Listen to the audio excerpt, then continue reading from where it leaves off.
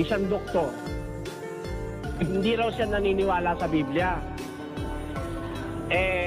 Para akong na-intriga, Dok, alin ka ako sa Biblia, hindi niyo pinaniniwalaan? Kasi ikaw ang Biblia, ako naniniwala dyan, gawa ng tao yan. Ganun ba? Dok, pwede ba babasahin ko lang sandali ang Biblia?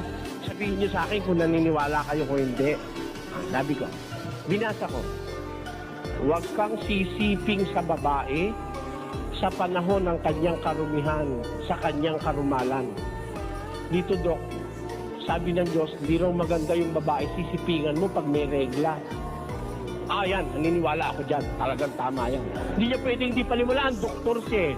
Pag hindi, sasampalin ko siya. Di ba? Isasampal ko sa kanya yung katwirang nasa Biblia.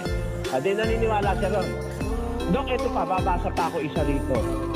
Sabi ng Diyos,